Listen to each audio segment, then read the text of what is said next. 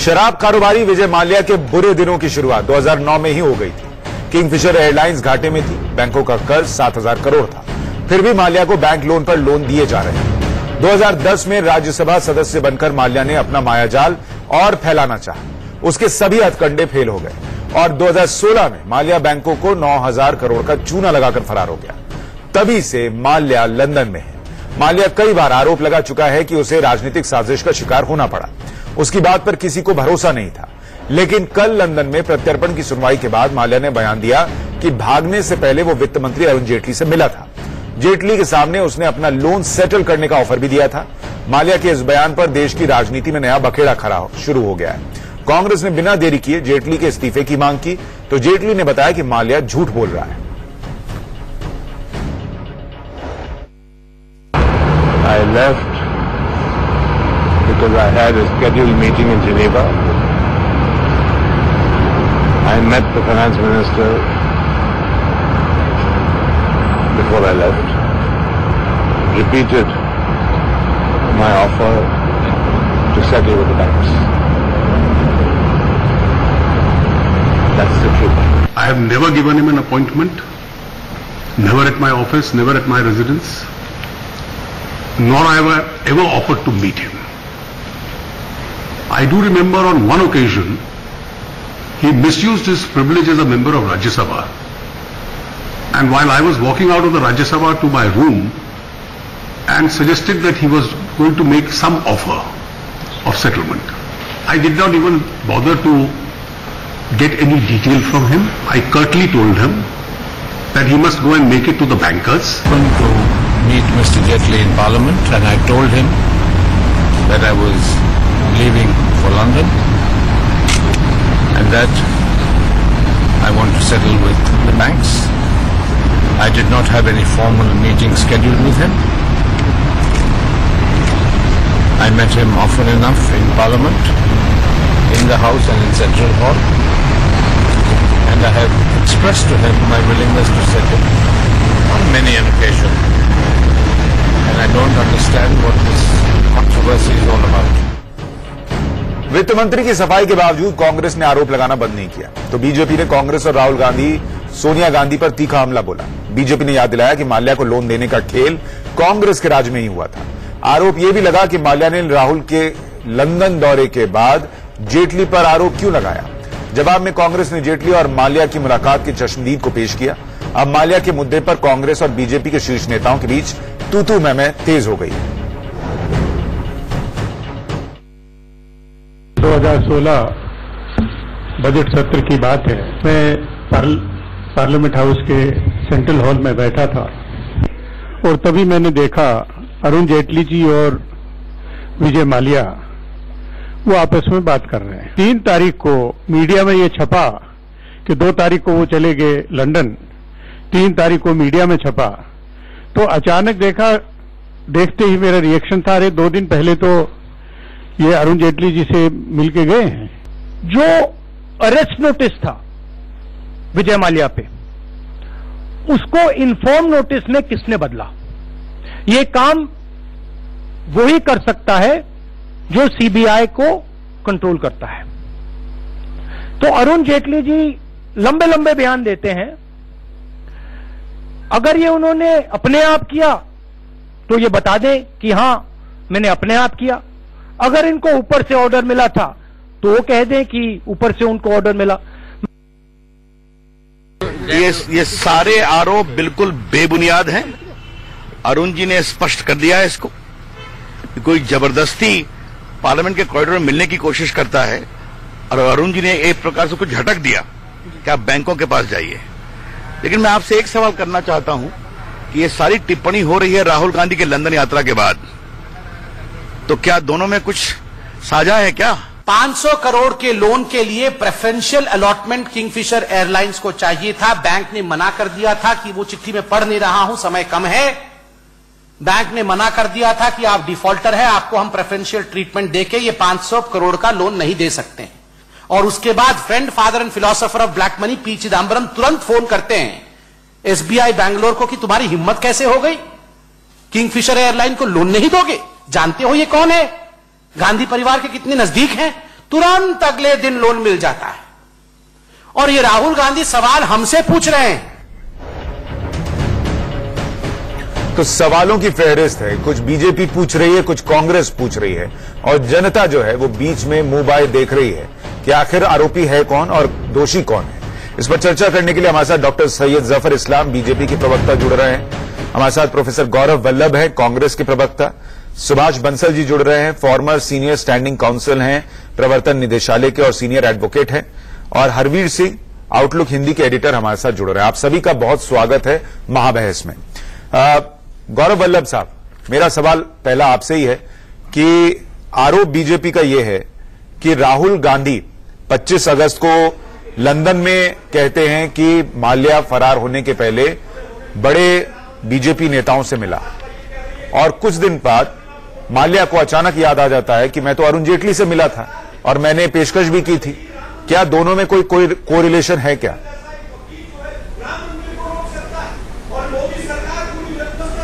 जी, 25 अगस्त से पहले 12 जून 2018 को डॉक्टर सुब्रमण्यम स्वामी, जो भाजपा के ही नेता हैं, वो ये लिखते हैं कि माल्या को भगाने में दिल्ली के बहुत बड़े शख्स का हाथ है। अरे हमको नहीं बताते, कम से कम उनको तो बता देते कि कौन है वो शख्स। आज देश ने देख लिया कि ये भगोड़ों का साथ, लुटेरों का विकास, इनका जो नारा है, और नारा हो भी क्यों, तो राहुल गांधी सुब्रमण्यम स्वामी के ट्वीट के बाद ये बात कह रहे थे। भागने में डर किया, सब भाग रहे हैं। एनपीए लेके उड़ान स्कीम के तहत लोग भागे जा रहे हैं। क्यों भागे जा रहे हैं? क्योंकि मैं आपको 2 एग्जाम्पल देता हूं। पहला तो यह वित्त मंत्री जी से मिलके भागे विजय माल्या, छोटा मोदी बड़े नरेंद्र मोदी जी से मिलके भागा। जब भी कोई आदमी भाग रहा है देश से, तो सरकार के कोई बड़े नेता, प्रधानमंत्री या उनके कोई कैबिनेट मंत्री से मिलके भागरा जा रहा है। अरे भैया, हमने इसलिए जनता ने आपको वोट दिया था कि आप लोगों का पैसा दे दे के भगवा दो। जी, गौरव भाई, सवाल ये है कि विजय माल्या ने कहा कि वो अरुण जेटली से मिला था और उसने सेटलमेंट की पेशकश की थी। अरुण जेटली भी ये बात मान रहे हैं कि विजय माल्या मुझसे मिला था, उसने सेटलमेंट की पेशकश की थी, मैंने उसको कहा बैंकों के पास जाइए, उनसे सेटलमेंट कीजिए, मुझसे मत कीजिए। इसमें गलती कहां है?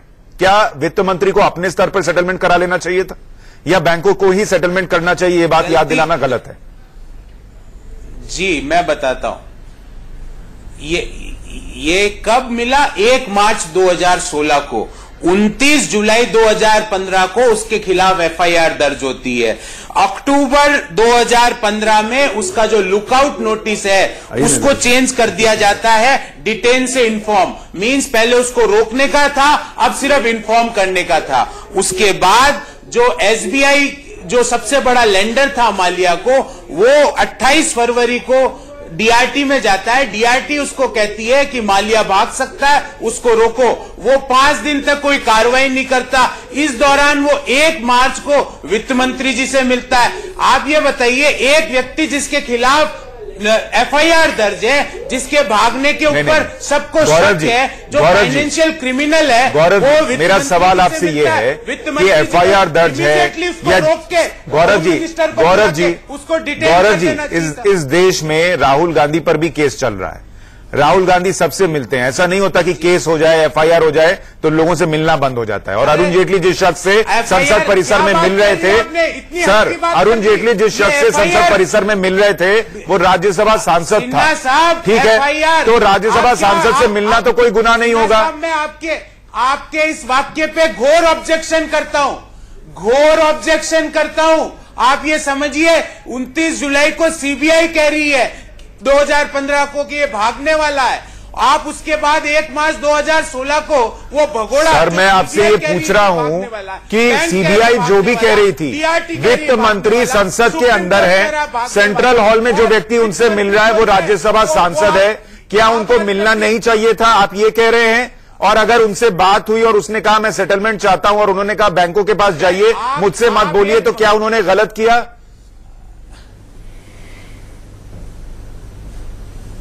एक बात बताइए आप कि भगोड़ा आदमी जिसके बारे में हर एजेंसी कह रही है भागने वाला अरे भगोड़ा तो बाद में हुआ ना सर, जिस दिन मिल रहा था उस दिन भगोड़ा थोड़ा ही था। ये भागने वाला। मैं आपसे पूछ रहा हूँ, केस तो राहुल गांधी पे भी चल रहा है नेशनल हेराल्ड मामले में, तो क्या राहुल गांधी से लोग मिलना बंद कर देंगे क्या? इस देश में बहुत लोगों पे केस है। मुझे लगता है आपको या तो आपको कानून की कोई ज्ञान नहीं है, या तो आप मेरा ज्ञान बढ़ाइए ना सर। मैं तो आपसे पूछ रहा हूँ, मेरा और दर्शकों दोनों का ज्ञान बढ़ाइए। आप बताइए ना, मैं आपसे पूछ रहा हूँ, एक व्यक्ति जो राज्यसभा का सांसद है वो देश के वित्त मंत्री से सदन के अंदर मिल रहा है, उसने आज बयान दिया कि मैंने कोई अपॉइंटमेंट नहीं ली थी, अनौपचारिक मुलाकात थी, उसमें क्या गलती थी ये समझना चाह रहा हूं। आप समझाइए, देश का ज्ञान बढ़ाइए। समझा रहा हूं। एफआईआर और किसी व्यक्ति पे केस चलने में अंतर होता है। एफआईआर उसके खिलाफ सीबीआई ने दर्ज की कि ये फ्रॉडस्टर है, ये पैसा 9,000 करोड़ लेके फ्रॉड करके भागना चाह, इसलिए एफआईआर दर्ज करी। डीआरटी कह रही है बैंकों को जो पीएल पुनिया वहां ये घड़ी देख रहे थे, 10 मिनट मिले अरुण जेटली की 15 मिनट मिले, वो तुरंत जाते अरुण जेटली के पास, कहते कि अरे आप किससे मिल रहे हैं, ये तो भागने वाला है, इसको पकड़वाइए। पीएल पुनिया क्यों बैठे रहे, घड़ी देखते रहे बैठ के? भैया ये एक चीज बताइए, सरकार के वित्त मंत्री से कोई व्यक्ति मिल रहा है और पूनिया जी ने क्या कब बोला? 3 मार्च को जब उन्होंने अखबार में पढ़ा कि वो भाग गया, जब उन्होंने कहा कि मुझे याद आया कि 2 दिन पहले, मैं कहता हूं पुनिया जी को भी अंदेशा नहीं था ना कि भाग जाएगा, तो जेटली जो जिस राज्यसभा सांसद से मिल रहे थे उनको अंदेशा होगा कि ये भाग जाएगा। सीसीटीवी ठीक है, सीसीटीवी फुटेज दिखा दो और देश को बता दो कि कौन निर्दोष है। सैयद जफर इस्लाम, सैयद जफर इस्लाम से अब जवाब लेने दीजिए। आपने जो कहा वो देश ने सुन लिया। जफर इस्लाम साहब, मैं रिसर्च कर रहा था, 15 मार्च 2016 का टाइम्स ऑफ इंडिया का आर्टिकल है जिसमें कांग्रेस पार्टी ये आरोप लगा रही है कि माल्या फरार होने के पहले 1 तारीख को अरुण जेटली से मिला था। ये 2 साल पहले की बात है। अरुण जेटली जो देश के वित्त मंत्री हैं, वो 2 साल तक वो सफाई क्यों नहीं दे पाए जो उन्होंने कल माल्या के बयान के आने के बाद दी? क्या उन्हें देश को तभी नहीं बता देना चाहिए था कि क्या बात हुई थी?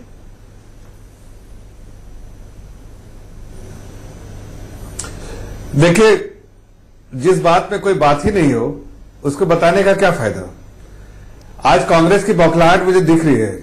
गौरव भाई जी जिस तरह से लाचार और परेशान दिख रहे हैं, उससे सिर्फ एक ही चीज को दर्शाती है कि आज कांग्रेस का खेमा जो है, कांग्रेस का खेमा परेशान है। राहुल गांधी बेजान है और जो करप्शन के करप्शन इनकी पहचान है। यही आज शर्म होगी कि जो देश का पैसा लेके भागा उसके लिए लगता है आप आने नहीं दोगे, अरे फिर भी आप आगे। गौरव जी बोलने दीजिए ना, जब आप बोल रहे थे वो सुन रहे थे, अब उनको बोलने दीजिए।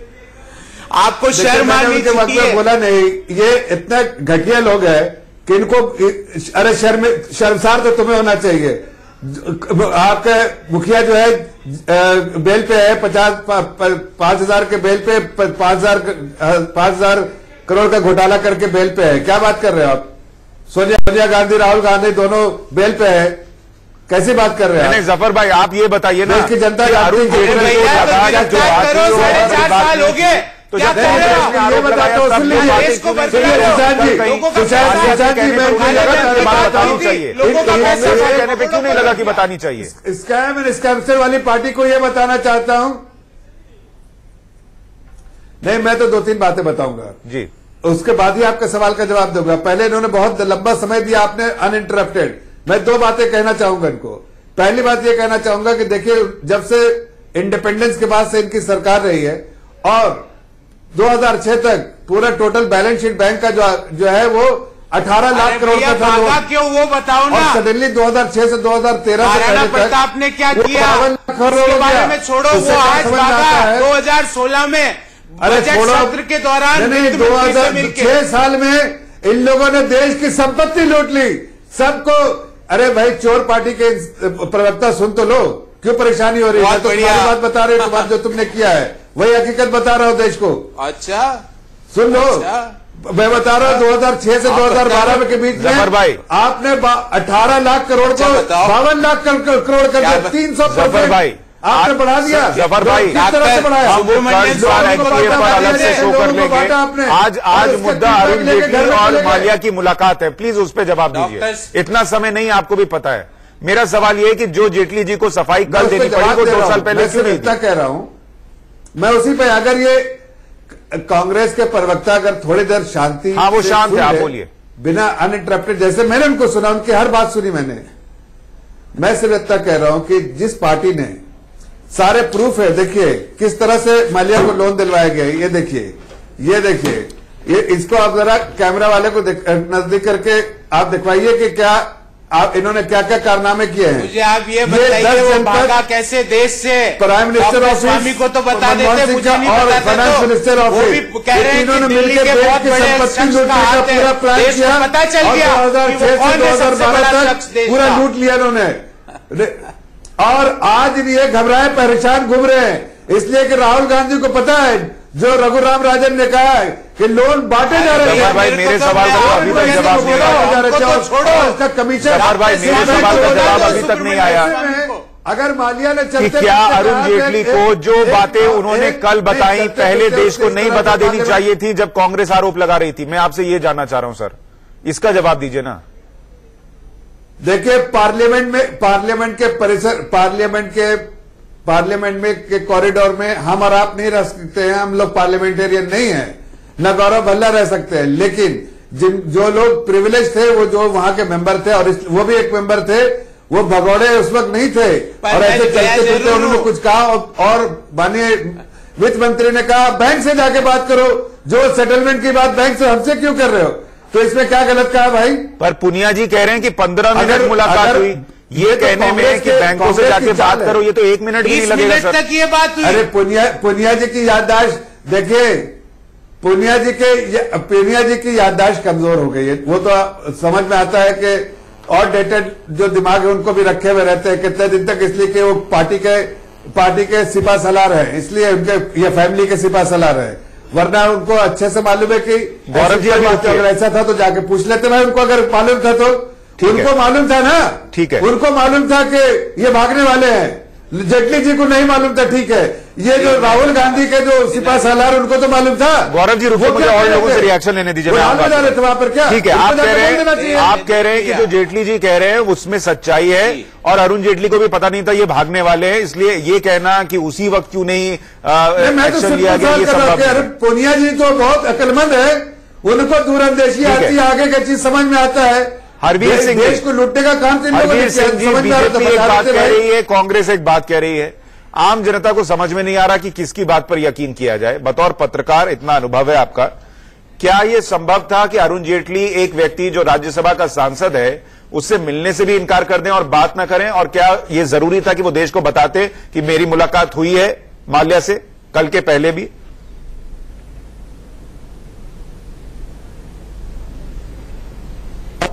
अब देखिए कि अगर हम थोड़ा सा पीछे जाएं कि जो पॉलिटिकल पार्टी के लीडर्स हैं और जो बिजनेस टाइकून्स हैं उनके बीच में दोस्ती की शुरुआत होती है, और पॉलिटिकल पार्टीज बिजनेस के जो बड़ी बड़ी कंपनियां चलाने वाले लोग हैं उनको राज्यसभा भेजने का सिलसिला शुरू करते हैं। अब सवाल है कि बिना दोस्ती के ये कैसे संभव है? और जब उनके बिजनेस बहुत अच्छे चल रहे हैं तो बहुत वाहवाह हो रही है, लेकिन उसके बाद जब स्कैम खुलना शुरू होते हैं आपके, जब पहली बार रघुराम राजन के टाइम में ट्विन बैलेंस शीट प्रॉब्लम को सामने लाया जाता है कि जो कॉर्पोरेट है उनकी बैलेंस शीट तो खराब हो ही गई है, उसके चलते हमारे बैंकों की बैलेंस शीट भी खराब हो गई है, और बैंकों की बैलेंस शीट जो है वो लोगों का अपना हक है, इस देश के नागरिकों का उसके ऊपर अधिकार है, क्योंकि सरकारी बैंकों की पूंजी उनकी पूंजी है, किसी सरकार की या किसी कॉर्पोरेट की पूंजी नहीं है। उसमें जब ये लोन डिफॉल्ट होने की बात आती है और ये सब रिस्ट्रक्चरिंग का प्रोसेस शुरू होता है तो सरकार के कान खड़े क्यों नहीं हो जाती है? दूसरे जो बड़े हाई प्रोफाइल मामले आपके सामने हैं, वो ललित मोदी का हो, वो नीरव मोदी का हो, वो मेहुल चौकसी का हो, या फिर विजय माल्या का हो, अब ये सारे मामलों को लेकर के हम लोग पिछले 5 साल से 4 साल से इतना सारा डिबेट और डिस्कशन देख रहे हैं पॉलिटिकल पार्टीज के बीच में। देश का नाम नागरिक जो है उसके ऊपर देखना चाह रहे हैं ये हो क्या रहा है। जी, कांग्रेस के आरोप में दम है?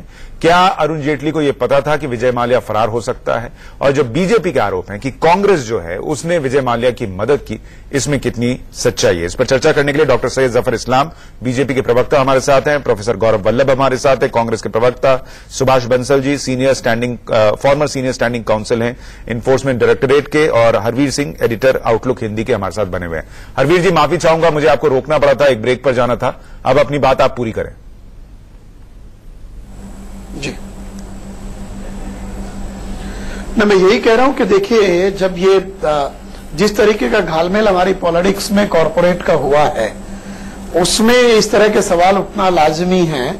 और आप लगातार देखिए कि किस तरीके से पॉलिटिकल पार्टीज ने कॉरपोरेट घराने के लोगों को पार्लियामेंट में भेजा इनडायरेक्टली। वो राज्यसभा में ही ज्यादा लोग आए। अब विजय माल्या की हिस्ट्री आप देखिए कि किस तरीके से पॉलिटिकल पार्टीज के सपोर्ट से वो राज्यसभा में आते रहे। उनका कोई ऐसा कोई राजनीतिक कैरियर नहीं है, और उन्होंने एक चुनाव भी लड़ा, एक पार्टी भी बनाई, तो वो सारे एम्बिशंस का कोई मायने नहीं था, लेकिन ये था कि हाउस में पहुंचना का एक रास्ता उन्होंने बनाया। और जब इस तरीके के फ्लैम्बॉयंट आदमी जिनका लाइफस्टाइल का एक बिल्कुल जो काम धंधा, जो बिजनेस के जो एथिक्स होते हैं या बिजनेस के जो एक नॉर्म्स होते हैं, उनको एक तरफ करते हुए उस तरह के लाइफ वो जी रहे थे, पूरा धंधा उन्होंने अपना डुबोया, और एक एयरलाइन खरीद करके उसका जो नतीजा है वो सबके सामने आया। जब वो डूबने लगती है, ये बात बिल्कुल सही है जो आरोप बीजेपी ने आज लगाए कि किस तरीके से आईडीबीआई का लोन मिला, उसके इन्वेस्टिगेशन हुआ, उस तरीके के जो सरकारी ऑफिसर थे उनके बीच का किस तरीके का कम्युनिकेशन हुआ, बैंकों को कहा गया, सारे फैक्ट्स अपनी जगह एग्जिस्ट करते हैं, इसको कोई नकार नहीं सकता। लेकिन तमाम सारे जो कारोबार हैं, जो कंपनियां हैं, उनके लोन रिस्ट्रक्चर बैंक्स करते रहे हैं, अभी भी पिछले दिनों भी करते रहे हैं और अभी भी हो रहे हैं। अगर हरवीर जी, मुझे एक चीज समझाइए, सवाल है कि जो आम जनता भी समझना चाह रही है कि एक व्यक्ति जो राज्यसभा सांसद था, जो वित्त मंत्री अरुण जेटली से मिला और 2 दिन बाद फरार हो गया, क्या उसने वित्त मंत्री से मुलाकात की? इतने भर बाद से ये मान लेना क्या वाजिब होगा कि वित्त मंत्री को पता था कि ये भागने वाला है और उन्होंने हरी झंडी दे दी कि तुम फरार हो जाओ? आ रहा हूं जफर भाई। देखिए, एक तो ये मानिएगा कि ये मैं कहूंगा कि जो सरकारी बैंक हैं जिनका कर्जा विजय माल्या के ऊपर डूब रहा था, वो कर्जा, और क्योंकि वित्त मंत्रालय के सीधे अधीन आते हैं ये सारे सरकारी बैंक, कुछ बोलना चाहूंगा। उनके क्या गतिविधियां चल रही हैं, वित्त मंत्रालय के अधिकारियों को, वित्त मंत्री को उससे अपडेट तो रखना ही चाहिए, रखा भी होगा। और इस तरह के माहौल में जब किसी व्यक्ति पर इतने सारे आरोप लग रहे हैं, ऐसे में मैं ये नहीं कहता कि वित्त मंत्री की उस मुलाकात में क्या ट्रांसपायर्ड हुआ और उन्होंने कुछ ऐसा कर दिया, उनको पहले से पता था कि भागने वाला है। लेकिन मेरे ख्याल से ये हमारे मंत्रियों को, राजनेताओं को देखना चाहिए कि कौन व्यक्ति उनसे कब मिल रहा है और इसके किस तरीके के राजनीतिक परिणाम भविष्य में सामने आ सकते हैं, जो आज हमारे सामने आ रहे हैं। जफर भाई और गौरव भाई, मैं आपके पास आऊंगा। एक रिएक्शन पहले मैं सुभाष बंसल जी से लेना चाहता हूं। बंसल जी, क्या यह संभव था कि वित्त मंत्री एक राज्यसभा सांसद से मिलते वक्त इस बात का ध्यान रखें कि उस पर क्या क्या आरोप हैं? क्या ईडी ने, सीबीआई ने, तमाम जांच एजेंसीज ने उनको इत्तला दे रखी होगी कि क्या हो सकता है, नहीं हो सकता है? और क्या ये मुलाकात जिस तरीके के सवालों के घेरे में वो वाजिब है? देखिए सुशांत जी, बहुत सीधे सवाल है कि वित्त मंत्री जी का ये कोई अपना वो नहीं है, सब्जेक्ट नहीं है कि वो जो है कि हर एक किसी के बारे में ये जानकर रखें कि जो है कि कौन क्या है और उसके खिलाफ क्या क्या प्रिवेंटिव एजेंसीज क्या क्या काम कर रही हैं और क्या हो रहा है। जहां तक सवाल है कि जो है कि वित्त मंत्री जी का उनसे जो है कि विजय माल्या जी से कोई बातचीत हुई, जो मैं आज देख रहा हूं और चर्चा में है, ऐसा है कि जो है कि बातचीत तो हर एक किसी से हो जाती है। क्या होती है, रोड साइड्स पर भी बहुत लोगों से बातचीतें होती हैं। इसका मतलब ये नहीं है कि जो है कि वित्त मंत्री जी का जो है कि इंटरनल ये हार्ट था कि जो है कि उनको भगा दें या कॉन्स्पायर थे उनके साथ, ये सब बिल्कुल बेकार की वो है। ठीक है, एक और आरोप जो लग रहा है कि अरेस्ट नोटिस जो है वो इन्फॉर्म नोटिस में बदला, क्या ये सीबीआई ने अपनी मर्जी से कर दिया होगा? ये देखिए, ऐसा है कि इस बात में बिल्कुल भी दम नहीं है। अगर कोई अरेस्ट नोटिस ऑलरेडी इशू हो गया है, उसको जो है कि इन्फॉर्म नोटिस का क्या डेफिनेशन है, वो जो है कि कभी भी सीबीआई अपने आप से चेंज नहीं कर सकती जब तक कि जो है कि सीबीआई उसके लिए कोर्ट से कोई परमिशन ना ले ले। इन्फॉर्म नोटिस कह रहे हैं कि अगर ये चेंज हुआ तो कोर्ट की परमिशन से चेंज हुआ होगा। अगर हुआ होगा तो लेकिन जो है कि वो रिकॉर्ड बताएगा, ये अभी तक कहीं कुछ नहीं है। गौरव जी आप जो बात जोड़ना चाह रहे हैं जोड़िए। जफर भाई आ रहा हूं आपके पास। जी मैं ये कह रहा हूं कि 16 अक्टूबर 2015 को लुकआउट नोटिस में लिखा गया डिटेन विजय माल्या, मींस वो कोई भी एयरपोर्ट से जा ही नहीं सकता विदेश। 23 नवंबर को उसको चेंज कर दिया गया कि इन्फॉर्म, और वकील साहब बैठे हैं, आपके वरिष्ठ वकील आपके पैनल पे है। वकील साहब, ये सीबीआई ने अपने स्तर पे किया है, ये मैं आपको बता रहा हूं। और दूसरी बात आपको बता रहा हूं कि ये बार बार डॉक्टर सुब्रमण्यम स्वामी ने भी पूछा है कि किसी बड़े सरकारी पद पे बैठे हुए व्यक्ति के कहने पे हुआ है। वो 23 जुलाई को भी उन्होंने 12 जून 2018 सुब्रमण्यम स्वामी तो राहुल गांधी और सोनिया गांधी की संपत्ति को लेकर के बहुत सवाल पूछते हैं। मैं एक चीज और बोलना चाहता हूं, फिर मैं आपके सवाल का जवाब दूंगा। मैं बजट सत्र चल रहा है मार्च 2016 में। बजट सत्र के दौरान बजट सत्र में वित्त मंत्री का एक एक मिनट बहुमूल्य होता है। उस दौरान वो 20 मिनट सेंट्रल हॉल में एक भगोड़े के साथ, जिसके बारे में जिस वक्त मिले उस वक्त भगोड़ा नहीं था, को उस वक्त वो इसी देश में था और राज्यसभा का सांसद था और देश का प्रतिष्ठित बिजनेसमैन था, जिसके साथ आपकी सरकारों ने लोन दिलाया। 2015 ये रही मेरे पास 2015 की एफआईआर, ये 2015 की एफआईआर है। इसमें लिखा हुआ है फाइनेंशियल इरेगुलरिटी, मतलब एक चोर एक एसपी के साथ मिल रहा है। एसपी को पता है कि ये चोर है और उसको कह रहा है मैं लंदन जा रहा हूं। तो आपकी सरकार में उसको लोन पे लोन कैसे मिल रहा था अगर वो इतना बड़ा चोर था? अरे भाई उस समय वो विलफुल डिफॉल्टर नहीं था। और सुशांत जी मैं आपको बताऊं, अगर उसमें कोई गलती थी तो मैंने 4.5 साल हो गए, क्या किया मोदी सरकार ने? मैं पूछना चाहता हूं 4.5 साल में क्या किया? कानून के हिसाब से क्या आपके पास कोई तथ्य है जो कि जो है कि लुकआउट नोटिस जो है विथड्रॉ किया है? क्या वो राइटिंग में है? और क्या ये राइटिंग के अंदर है कि जो है कि इन्फॉर्म नोटिस? अगर ये इन्फॉर्म नोटिस है तो आप एक सेकंड जी गौरव जी 1 मिनट, 1 मिनट गौरव जी, क्या जो है इन्फॉर्म नोटिस है? आप उस इन्फॉर्म नोटिस से 16 अक्टूबर डेट निकाल रहे हैं। डेट वकील साहब जी, भैया देखो तो किसका मैं ये कह रहा हूं 16 अक्टूबर 2015 को डिटेन और 23 नवंबर को इन्फॉर्म। ये क्या हो रहा है? और मार्च अगले साल मार्च है वो उड़ जाता है। एक जिस पर्सन को डिटेन किया है उसको इन्फॉर्म कर दिया जाता है कि वो डिटेन है। 28 फरवरी को, ठीक है जफर भाई इस पर रिस्पॉन्ड कीजिए जरा कि ये जो नोटिस चेंज हुआ ये कैसे हुआ? उड़ सकता है, इसको रोको।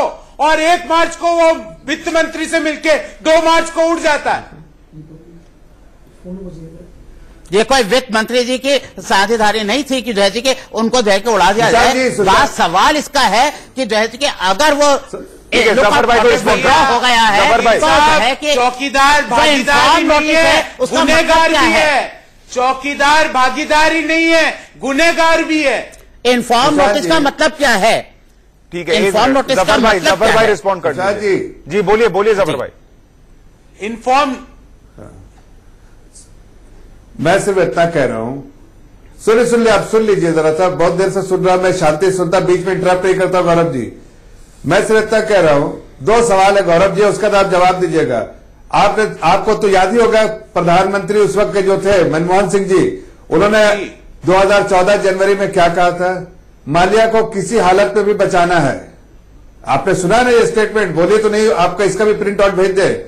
दूसरी बात कि अगर आपके जो बहुत ही अकलमंद एकदम जो वहां पर आपके जो मुखिया मकबरी जो है, जिस मुखबरी का नाम ले रहे हैं जो मिस्टर पुनिया, उनको इतनी समझ थी कि आदमी भागने वाला है और जेटली जाके समझ नहीं थी कि वो तो जेटली जी मिले ही नहीं, लेकिन आपको लगता मिले और आपको इतनी समझ थी कि भागने वाला है, तो आप ही वो काम कर देते। आपने वो मुखबरी जी ने क्यों नहीं किया? देखिए हकीकत ये है, मैं बोलूं कि ये सब बात आप कहने तो कोई आपको छुटकारा नहीं मिल जाएगा। आपने जिस तरह से रघुराम राजन ने बताया कि लोन कैसे दिया आपने, और इस बात से आप पूरी पुष्टि हो चुकी है मैं जवाब कि लोन देने में मैं जवाब दूं आपके ठीक है, उनको जवाब दीजिए। 30 सेकंड में जवाब दीजिएगा, पूरा हाथ रहा है और आप लोगों ने देश की 30 सेकंड में जवाब दीजिए, मेरे पास इतना ही वक्त है। जी मैं जवाब दूं आपको, मैं जवाब दे सकता हूं। 30 सेकंड में दीजिए सर, समय नहीं है मेरे पास। अरे देश की जनता आपको देख रही है। आप बिल्कुल 30 सेकंड में। 1 मार्च 2016 को भगोड़ा व्यक्ति वित्त मंत्री से मिलता है। 2 मार्च 2016 को वो सरकार की जो उड़ान स्कीम के तहत देश से बाहर लंदन में चले जाता है। 3 मार्च को पूनिया जी ने जब अखबारों में पढ़ा कि वो भाग गया, जब हमको पता चला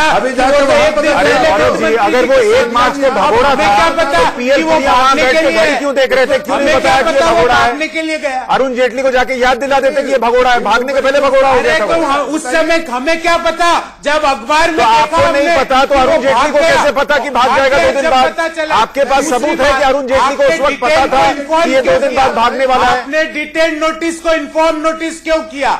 मेरा एक सवाल का जवाब दीजिए। ठीक है, मेरे पास आज वक्त इतना ही था और मुझे लगता है कि जो आम जनता है वो बीजेपी और कांग्रेस के पाले में जो गेंद इधर से उधर होती है उसमें फंसी रह जाती है और दोनों पार्टियां एक दूसरे से सवाल करती हैं, जवाब दोनों से नहीं मिल पाता। बहुत